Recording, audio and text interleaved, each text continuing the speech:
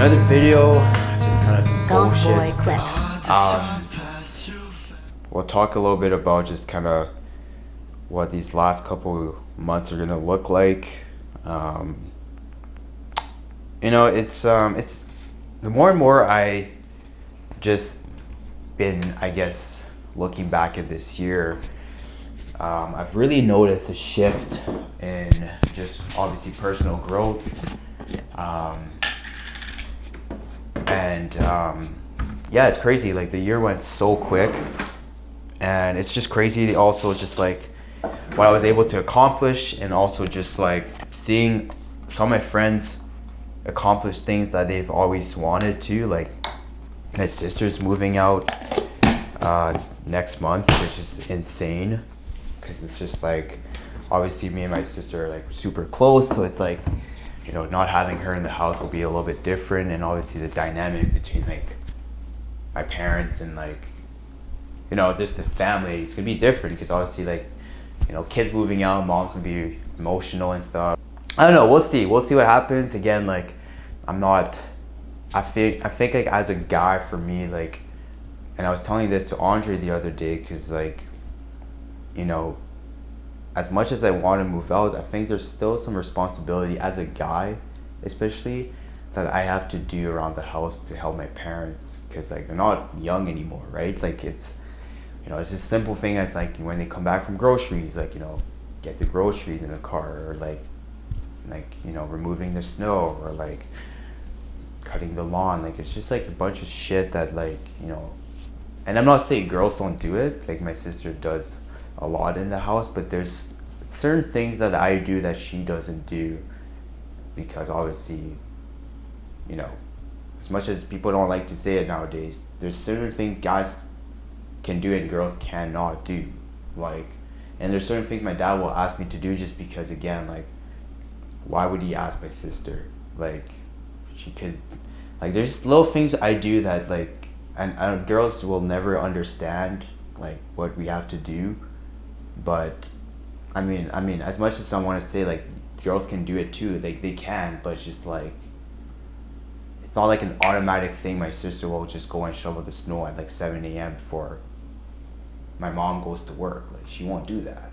I mean, unless she's told like, yo, you have to do it. So I feel like I still have to stick around a little bit, but don't get me wrong, like I'll move out maybe in a couple of years, but I also have just a bunch of shit I have to do, and I don't know if I'm ready to mentally do this big change, I guess, in my life. Anyways, we're gonna work out later tonight. I've been going super late at the gym recently, just cause like just been like locked in, and again, this time I just don't want to go to the gym and talk to people. And obviously winter's coming, and you have to be active, you gotta stay in shape, and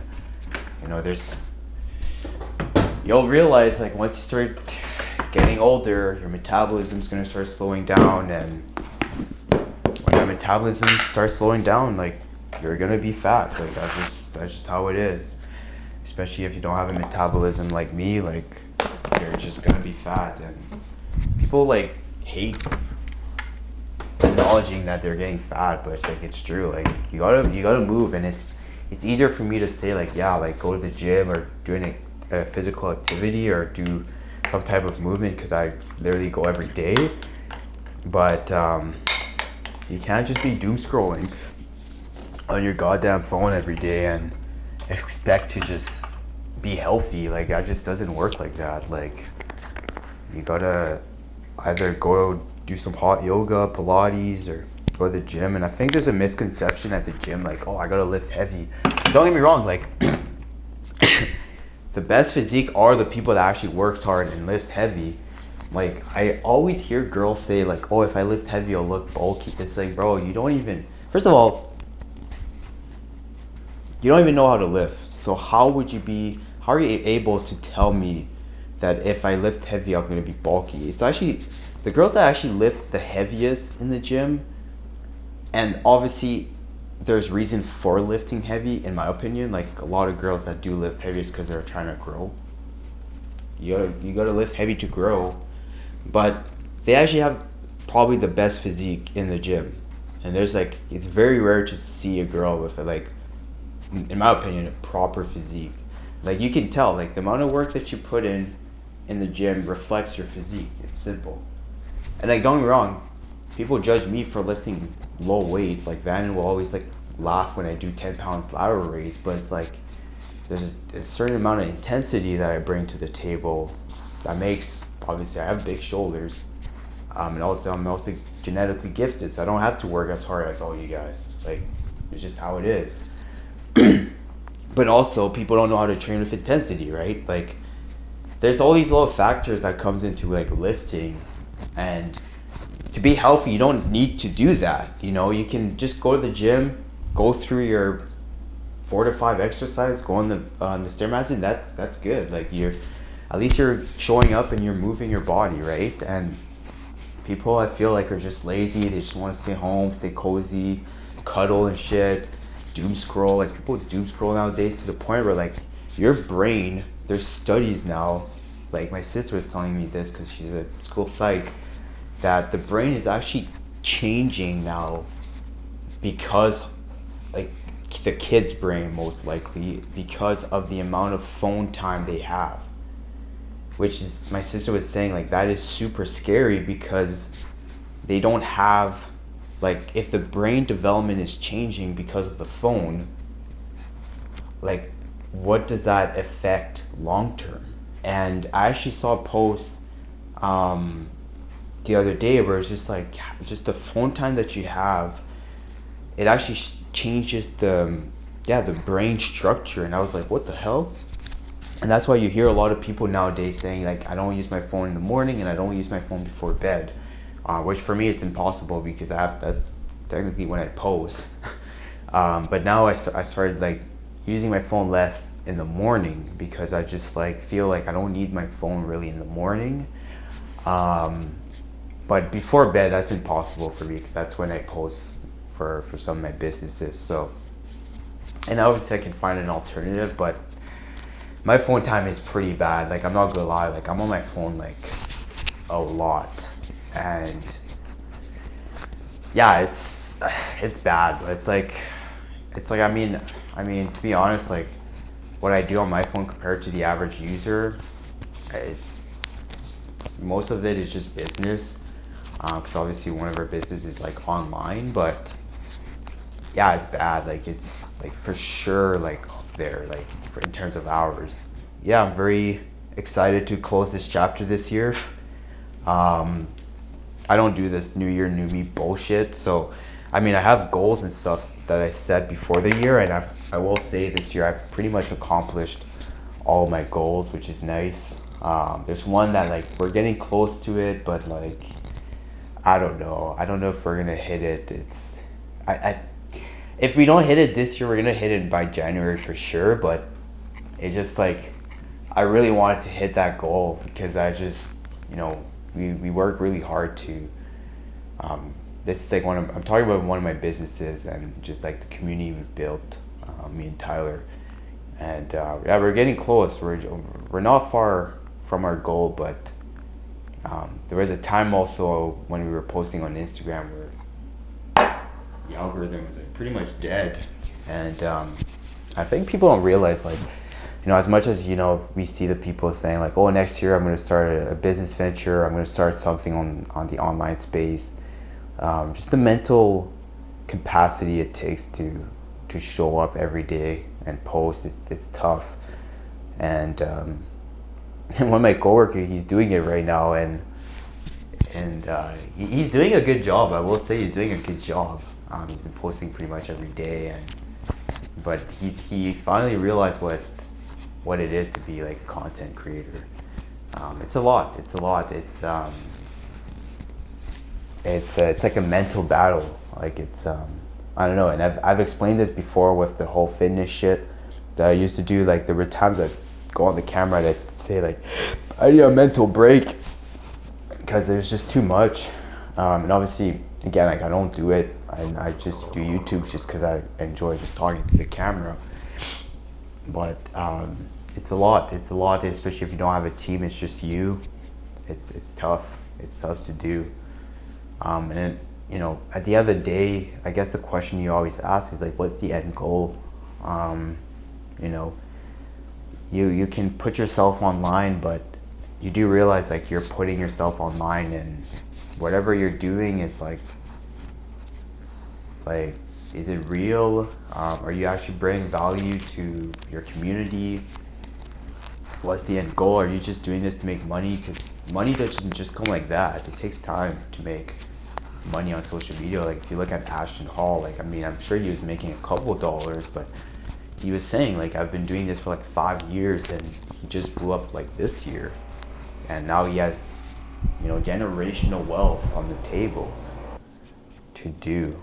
And then next year we're gonna step it up even more, because I'll be getting the iPhone 17 very soon, probably next month or this month. And I told Ty like, yeah, that phone's only gonna be for business. Like I'm not even gonna use that on my day to day, just because there's certain things you can do to boost algorithm, and it requires a brand new phone with no data on it. So yeah, so I'm excited for that, and I'm excited to use the new phone because now you can shoot photos in Rec 709, which is raw format, and you can also shoot your video in Rec 709. So basically you can technically edit the pictures, which is going to be really good for me, and you can also edit the videos. I don't know if I'll do that because that's a lot of work, unless I can make a preset and I could just apply on the video. But yeah, next year we're gonna be elevating the game, and I really want to like dial in with the quality over the quantity. And when you talk about social media, I used to value quality over quantity before, but in my personal opinion, when you are doing social media, and unless you're very unique and you have a specific eye, you can value the quantity over the quality. There's certain people in this world that are able to do storytelling so well that the first 3 videos they post, they get like millions of views. But if you're not able to storytell or really connect with your audience, you kind of have to push a bit of quantity. That's just how it is. Until that one video blows up and you can build on that video, it's kind of hard to do quality over quantity, in my opinion. But again, there's so many little factors that come with social media. Like I was talking to a homie the other day, and he was saying like, yeah, I've been building. He has like a database system where he's changing the codes in his pictures, and I was like, bro, like what? And that way it builds SEO on the platform based on the codes that are behind the pictures. And I was like, bro, like that is crazy, man. Like what? Are you serious? Like yeah. And it's not my first time I've heard that. Photographers, videographers do that all the time, where they basically put a overlay on top of their video, and behind that video there's a bunch of keywords about the video just on the screen, but then they do an overlay, so the video plays but behind it's a picture of a bunch of keywords, and apparently it helps algorithm, which is weird. So that's what he's doing with pictures, and he's telling me about it. I was just like, bro, like that's next level. And he's like, yeah, man, like it's crazy. And like even like I was telling him about like carousel posts, how carousel posts like just died at one point, and it's picked back up. And I sent to Tyler, like, bro, like I've never seen one of our carousel posts get 255K views. And Tyler was like, yo, what the heck? But there's the way I did it is because basically, you know, there's the next good thumbnail, and then after you put the carousel post, you put a video, and what it does is it boosts your viewer retention because people are watching the full video, and then they're swiping to the next post or whatever, and it worked. Like that's why the post got 255K views.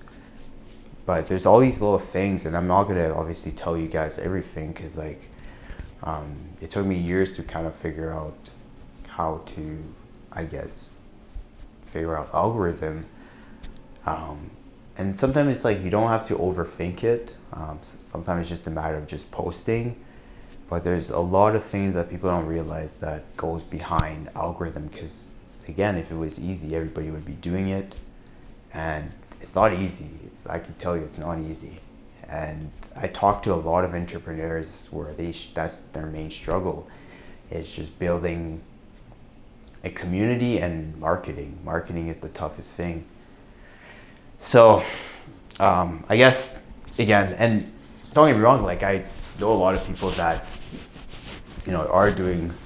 are building their online business online, and they've been very successful, but again, it doesn't happen overnight. So if you're thinking like, hey, next year, new year, new me, I'm going to start something, and people are starting fitness page, like, get out of here. You're not gonna blow up, to be honest, unless again you're providing this type of value, because there's so many fitness influencers nowadays.